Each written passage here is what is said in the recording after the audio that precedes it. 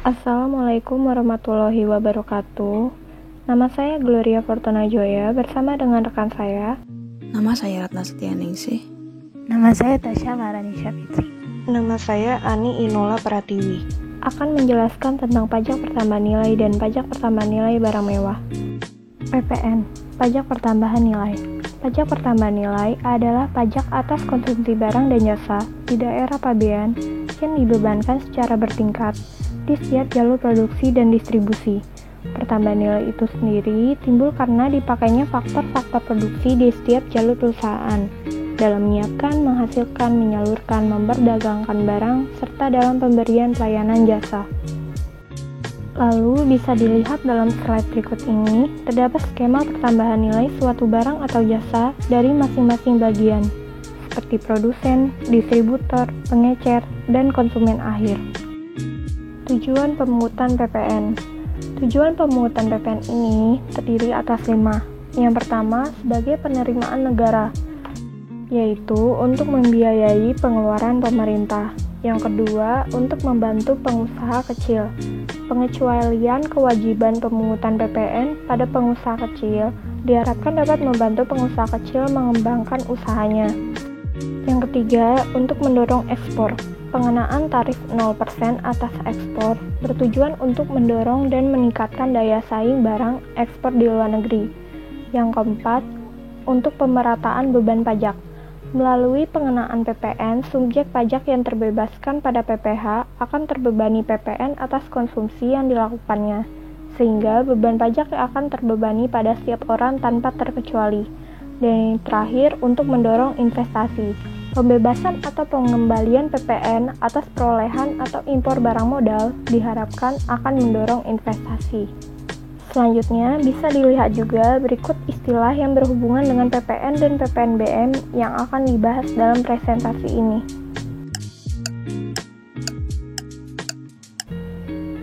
Penyerahan barang kena pajak.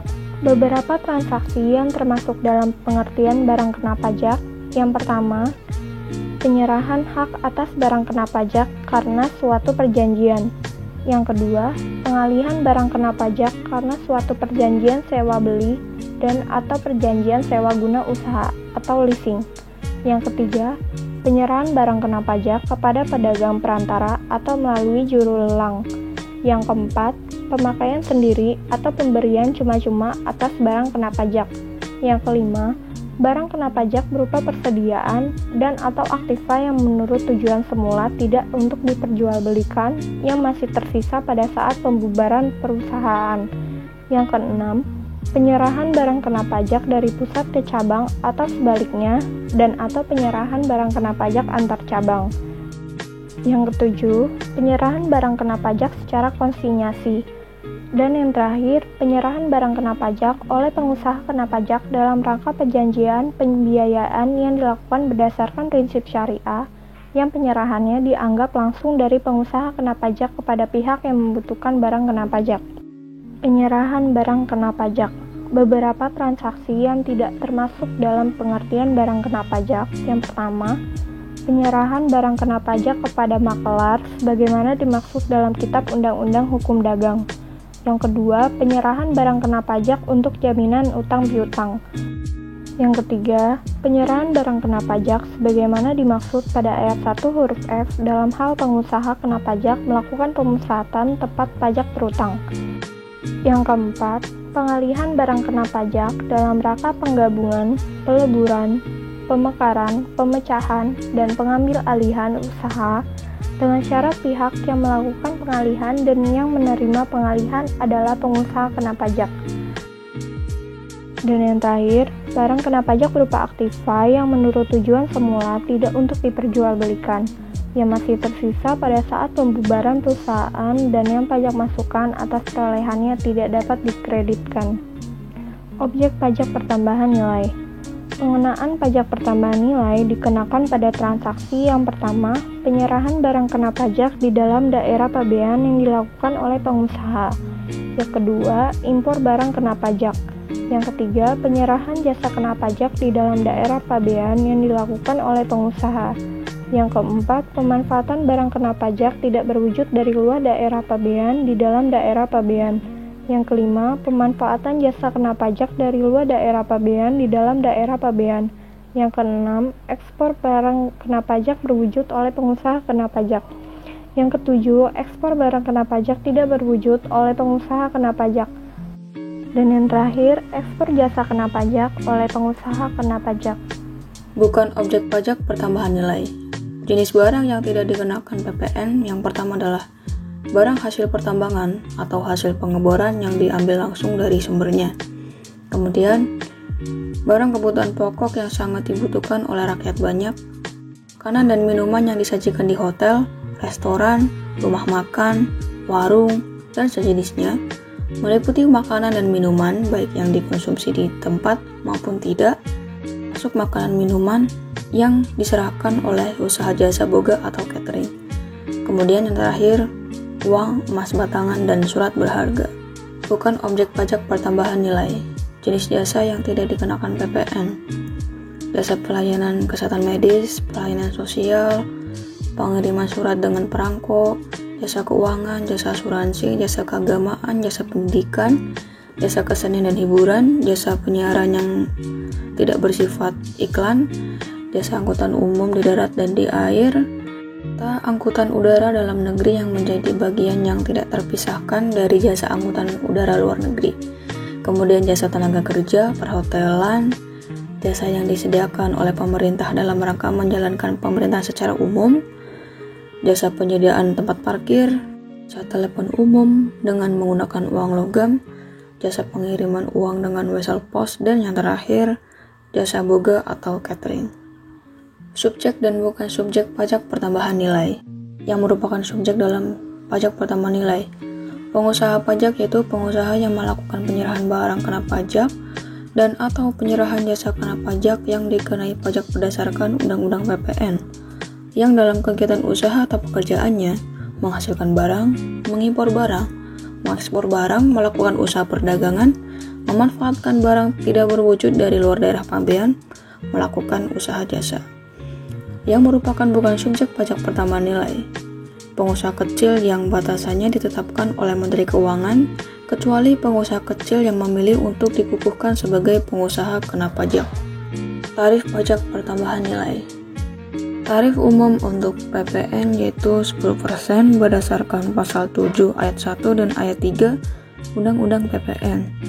Kemudian ada tarif PPN 0% berdasarkan pasal 7 ayat 2 Undang-Undang PPN dan lex spesialis 5% berdasarkan pasal 2 huruf B Undang-Undang PPN, yaitu dengan ketentuan penyerahan jasa kena pajak kepada pengusaha pertambangan migas, pertambangan umum, dan pertambangan lainnya yang memiliki kontrak bagi hasil, kontrak karya, atau perjanjian kerjasama pengusahaan pertambangan yang masih berlaku, terutang menurut ketentuan umum kecuali dinyatakan lain sesuai kontrak dimaksud. Dasar pengenaan pajak PPN. Harga jual, yaitu nilai berupa uang, termasuk semua biaya yang diminta atau seharusnya diminta oleh penjual karena penyerahan BKP, tidak termasuk PPN dan potongan harga yang dicantumkan dalam faktur pajak. Yang kedua, penggantian, yaitu nilai berupa uang, termasuk semua biaya yang diminta atau seharusnya diminta oleh pengusaha karena penyerahan JKP, ekspor JKP atau ekspor BKPTB, tetapi tidak termasuk PPN dan potongan harga yang dicantumkan dalam FP atau nilai berupa uang yang dibayar atau seharusnya dibayar oleh penerima jasa karena pemanfaatan JKP dan atau oleh penerima manfaat BKPTB karena pemanfaatan BKPTB dari luar daerah pabean di dalam daerah pabean. Yang ketiga, nilai ekspor, yaitu nilai berupa uang, termasuk semua biaya yang diminta atau seharusnya diminta oleh eksportir. Yang keempat, nilai impor, yaitu nilai berupa uang yang menjadi dasar perhitungan biaya masuk ditambah pungutan berdasarkan ketentuan dalam peraturan perundang-undangan yang mengatur mengenai kepabeaan dan cukai untuk impor BKP tidak termasuk PPN dan PPNBM. Yang terakhir, nilai lain, yaitu nilai berupa uang yang ditetapkan sebagai dasar pengenaan pajak. Selanjutnya, TPP nilai lain. Yang pertama, pemakaian sendiri dan pemberian cuma-cuma. Perhitungannya dari harga jual dikurangi laba kotor. Kedua, penyerahan media rekaman suara atau gambar dihitung dari harga jual rata-rata. Yang ketiga, penyerahan film cerita dihitung dari perkiraan hasil rata-rata per judul film. Yang keempat, penyerahan produk hasil tembakau dihitung dari harga jualan eceran. Yang kelima, penyerahan melalui juru lelang dihitung dari harga lelang. Yang keenam, penyerahan BKP melalui pedagang perantara, yaitu dihitung dari harga yang disepakati pedagang perantara dan pembeli. Yang ketujuh, penyerahan jasa pengiriman paket dihitung dari 10% dari tagihan atau seharusnya ditagih. 8. Penyerahan jasa biro perjalanan biro pariwisata dihitung dari 10% dari tagihan atau seharusnya ditagih. 9. Penyerahan jasa freight forwarding, yaitu dihitung dari 10% dari tagihan atau seharusnya ditagih. Perhitungan PPN, yaitu sama dengan tarif PPN dikali dasar pengenaan pajak. Saat dan tempat terutang PPN. Tempat pajak terutang. Yang pertama, penyerahan di dalam daerah pabean. Di tempat tinggal atau tempat kependudukan dan tempat kegiatan usaha dilakukan, yaitu di tempat pengusaha dikukuhkan atau seharusnya dikukuhkan. Impor BKP, yaitu di tempat BKP dimasukkan ke dalam daerah pabean. Kegiatan membangun sendiri di luar lingkungan perusahaan atau pekerjaan, yaitu di tempat bangunan didirikan. Pemanfaatan BKP tidak berwujud atau JKP dari luar di dalam daerah pabean, yaitu di tempat orang pribadi atau badan yang memanfaatkan terdaftar sebagai wajib pajak. Kemudian yang terakhir, ditentukan lain oleh DCB secara jabatan atau atas permintaan tertulis dari PKP. Yang pertama, bila di tempat tinggal PKP tidak dilakukan kegiatan usaha, maka pajak terutang di tempat kegiatan usaha dilakukan. Yang B, pelaporan usaha di KPP yang wilayahnya meliputi tempat kegiatan usaha dilakukan. Yang terakhir, satu tempat atau lebih yang ditetapkan DCP, itu atas permohonan pemusatan oleh PKP. Saat penyetoran dan pelaporan PPN. Penyetoran PPN oleh pengusaha kena pajak harus dilakukan paling lama akhir bulan berikutnya setelah berakhirnya masa pajak sebelum surat pemberitahuan masa pajak pertambahan nilai disampaikan. Surat pemberitahuan masa pajak pertambahan nilai dilaporkan paling lama akhir bulan berikutnya setelah berakhirnya masa pajak. Pajak masukan dan pajak keluaran. Pajak keluaran adalah pajak pertambahan nilai terutang yang wajib dipungut oleh pengusaha kena pajak yang melakukan penyerahan barang kena pajak, penyerahan jasa kena pajak, ekspor barang kena pajak berwujud, ekspor barang kena pajak tidak berwujud, dan atau ekspor jasa kena pajak. Jasa masukan adalah pajak pertambahan nilai yang seharusnya sudah dibayar oleh pengusaha kena pajak karena perolehan barang kena pajak dan atau perolehan jasa kena pajak dan atau pemanfaatan barang kena pajak tidak berwujud dari luar daerah pabean dan atau pemanfaatan jasa kena pajak dari luar daerah pabean dan atau impor barang kena pajak. Faktur pajak. Faktur pajak adalah bukti pungutan pajak yang dibuat oleh pengusaha kena pajak yang melakukan penyerahan barang kena pajak atau penyerahan jasa kena pajak. Faktur pajak harus memenuhi persyaratan sebagai berikut. Yang pertama, persyaratan formal, yaitu apabila faktur pajak diisi secara lengkap, jelas, dan benar sesuai dengan persyaratan pada ayat 5 yang diatur dalam UU PPN atau persyaratan pada ayat 6. Yang kedua, persyaratan material, yaitu apabila faktur pajak berisi keterangan yang sebenarnya atau sesungguhnya. Berikutnya adalah fungsi faktur pajak. Fungsi faktur pajak sendiri ini ada 3.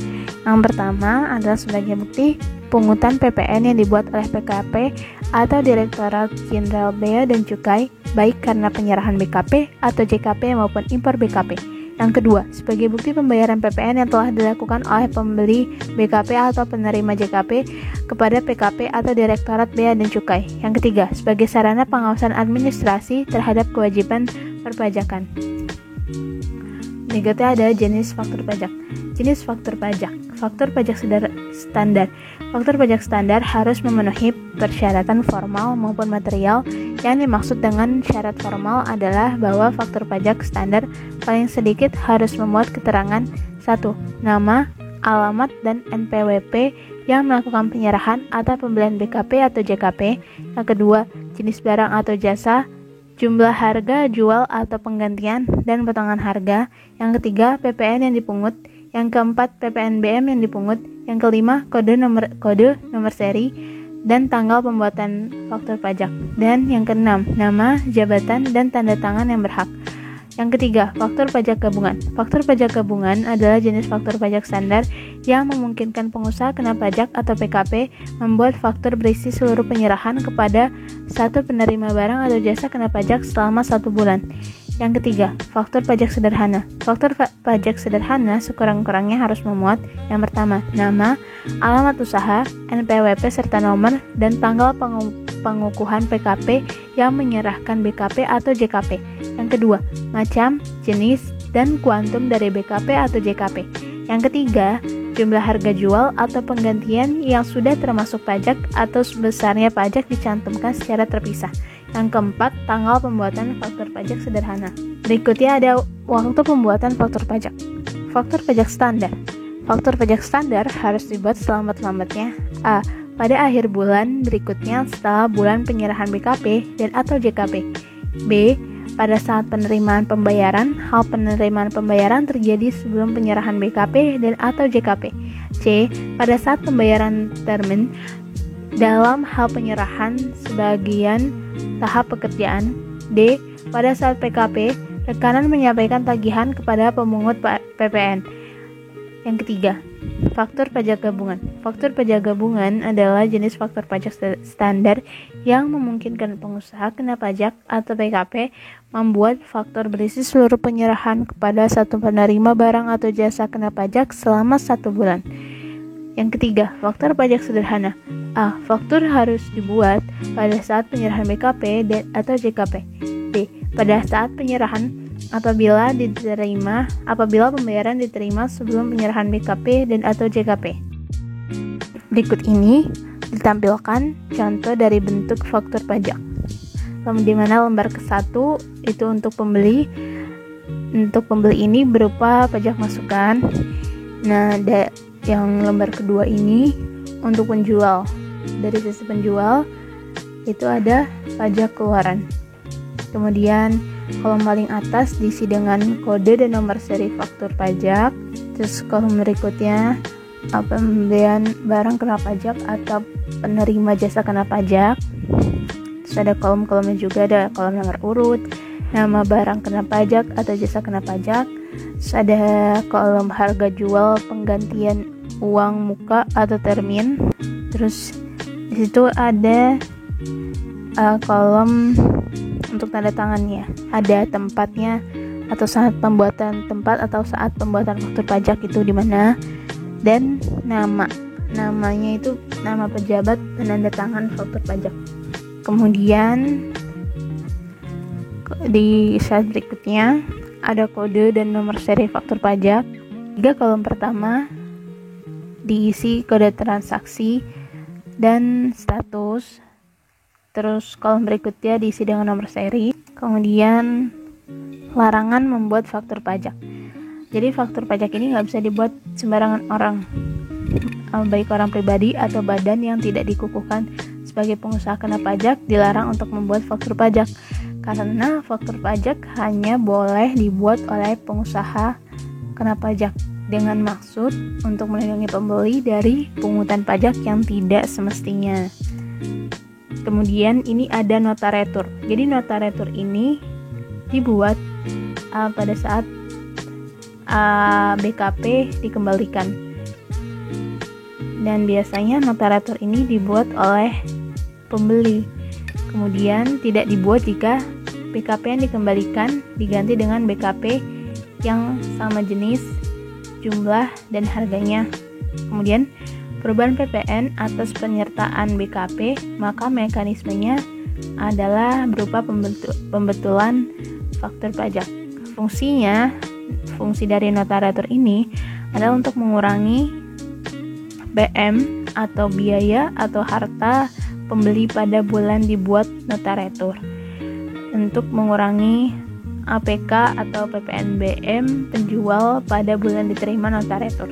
Nah, nota retur ini sekurang-kurangnya memuat nomor urut, nomor dan tanggal faktur pajak atas BKP yang dikembalikan, identitas penjual dan pembeli, PPN dan PPNBM yang dikembalikan, tanggal dibuat, dan tanda tangan pembeli. Berikutnya ada bentuk nota retur. Nota retur ini di kolom paling atas itu berupa bentuk dan ukuran dibuat sesuai dengan kebutuhan administrasi pembeli. Kemudian di bagian terakhir, dalam hal pembeli bukan PKP, lembar 3 disampaikan ke KPP tempat pembeli terdaftar. Kemudian ini ada nota pembatalan. Nota pembatalan dibuat jika ada pembatalan penyertaan JKP. Dibuat oleh biasanya penerima jasa. Nota pembatalan ini berupa perubahan PPN atas penyertaan JKP, maka mekanismenya adalah sama seperti sebelumnya, pembetulan faktur pajak. Kemudian fungsinya mengurangi PM atau biaya atau harta pembeli pada bulan dibuat nota pembatalan, mengurangi PK atau PPNBM penjual pada bulan diterima nota pembatalan. Nah, nota pembatalan ini sekurang-kurangnya memuat nomor urut, nomor dan tanggal faktur pajak atas JKP yang dibatalkan, identitas penjual dan pembeli, PPN dan PPNBM yang dikembalikan, tanggal dibuat, dan tanda tangan pembeli. Ini bentuk nota pembatalan, sama seperti nota sebelumnya. Bentuknya sama seperti nota retur, kurang lebih sama seperti itu. Selanjutnya, penggantian faktur pajak. Penggantian faktur pajak ini terjadi apabila faktur pajak rusak, faktur pajak cacat, atau faktur pajak salah isi atau tulis, yang tidak memuat keterangan yang lengkap, benar, dan jelas, sehingga harus diganti oleh faktur pajak pengganti. Dengan syarat sepanjang SPT masa PPN di mana faktur pajak diganti masih dapat dilakukan pembentulan. Penggantian faktur pajak. Penggantian faktur pajak ini memiliki beberapa syarat. Yang pertama, penggantian faktur pajak atas permintaan PKP pembeli atau atas kemauan sendiri. Yang kedua, tidak boleh dengan cara menghapus, mencoret, atau dengan cara lain. Dan yang terakhir, dilakukan dengan menerbitkan faktur pajak pengganti. Penggantian faktur pajak ini diisi dengan keterangan yang seharusnya, lalu dilampiri dengan faktur pajak yang diganti. Selain itu, faktur pajak pengganti dibutuhkan cap juga, yang berisi tentang kode dan nomor seri serta tanggal. Nomor seri faktur pajak ini diisi dengan nomor faktur pajak yang diganti, serta tanggalnya merupakan tanggal pembuatan faktur pajak pengganti. Penggantian faktur pajak yang hilang dari PKP penjual. Sehingga tata caranya, PKP penjual melakukan permohonan tertulis untuk meminta kopi faktur pajak pada PKP pembeli yang dibuat dalam 2 rangkap, lembar pertama untuk PKP penjual, serta yang kedua untuk arsip KPP. Selanjutnya dilakukan legalisasi oleh KPP tempat pembeli terdaftar yang akan dikembalikan lagi kepada PKP penjual. Selanjutnya penggantian faktur pajak. Faktur pajak hilang dari PKP pembeli. PKP pembeli melakukan permohonan tertulis untuk meminta kopi faktur pajak kepada PKP penjual yang dibuat 2 rangkap, lembar pertama untuk PKP penjual serta lembar kedua untuk arsip KPP. Lalu dilakukan legalisasi oleh KPP tempat pembeli terdaftar yang akan diberikan kembali kepada PKP pembeli. Pembatalan faktur pajak. Apabila PKP penjual telah menerbitkan faktur pajak, kemudian di-cancel oleh pembeli. Hal tersebut dapat dilakukan dengan syarat yang pertama, harus didukung bukti dan dokumen. Yang kedua, faktur pajak tetap diadministrasikan PKP penjual. Yang ketiga, menyampaikan surat pemberitahuan dan kopi faktur pajak yang dibatalkan. Hal tersebut dilakukan dengan catatan dilaporkan dalam SPT masa PPN. Yang kedua, kolom DPP, PPN, PPNBM diisi dengan angka 0. Dalam penyampaian surat pemberitahuan dan kopi faktur pajak yang dibatalkan dapat dilakukan di KPP tempat penjual atau KPP tempat pembeli. Berikutnya, PKP penjual cancel pembeli. Apabila faktur pajak sudah dilaporkan di SPT masa PPN, jika di cancel, hal ini bisa jadi terjadi pembetulan SPT, baik oleh penjual maupun oleh pembeli. Melaporkan faktur pajak yang dibatalkan dengan mencantumkan angka 0 pada kolom DPP, PPN, dan PPNBM. Menerbitkan faktur pajak lewat 3 bulan. Yang pertama, pengusaha kena pajak yang menerbitkan faktur pajak setelah melewati jangka waktu 3 bulan sejak saat faktur pajak seharusnya dibuat, sebagaimana dimaksud dalam pasal 2, dianggap tidak menerbitkan faktur pajak. Yang kedua, pengusaha kena pajak yang menerima faktur pajak tersebut tidak dapat mengkreditkan pajak pertambahan nilai yang tercantum di dalamnya. Selanjutnya, ilustrasi faktur pajak terlambat. Apabila faktur pajak terlambat diterbitkan, yaitu lebih dari 5 Januari sampai dengan 4 April, maka dikenakan sanksi 2% dikali DPP, dan PM dapat dikreditkan oleh pembeli. Tetapi apabila faktur pajak terlambat diterbitkan lebih dari 5 April, maka dikenakan sanksi 2% dikali DPP dan PM tidak dapat dikreditkan oleh pembeli. Selanjutnya PPNBM. Ketentuan PPNBM. Yang pertama, tarif pajak atas barang mewah ditetapkan paling rendah 10% dan paling tinggi 20%. Kedua, ekspor BKP yang tergolong mewah dikenai pajak dengan tarif 0%. 3. Ketentuan mengenai kelompok barang kena pajak yang tergolong mewah yang dikenai pajak penjualan atas barang mewah dengan tarif sebagaimana dimaksud pada ayat 1 diatur dengan peraturan pemerintah. 4. Ketentuan mengenai jenis barang yang dikenai pajak penjualan atas barang mewah sebagaimana dimaksud pada ayat 3 diatur dengan atau berdasarkan peraturan Kementerian Keuangan. Subjek dan objek PPNBM. Objeknya, penyerahan barang berwujud yang tergolong mewah dan impor barang berwujud yang tergolong mewah. Subjeknya, pengusaha pajak yang menghasilkan barang kena pajak yang tergolong mewah di dalam daerah pabean, dalam lingkungan perusahaan atau pekerjaannya, dan pengusaha yang mengimpor barang yang tergolong mewah. Saat terutang PPNBM. PPNBM dikenakan hanya sekali, yaitu pada saat penyerahan PKP. PKP yang menghasilkan BKP juga terutang PPNBM. PPNBM tidak dapat dikreditkan dengan PPN. Tarif PPNBM. Yang pertama, serendah-rendahnya 10% dan setinggi-tingginya 75%. 2. Atas ekspor BKP yang tergolong mewah dikenakan pajak dengan tarif 0%. Yang terakhir, kelompok tarif PPNBM ditetapkan oleh peraturan pemerintah. Cara menghitung PPNBM yaitu PPN sama dengan tarif PPN dikalikan harga barang dikurangi PPNBM. Sekian presentasi dari kami. Apabila ada pertanyaan boleh didiskusikan. Kurang lebihnya mohon maaf. Wassalamualaikum warahmatullahi wabarakatuh.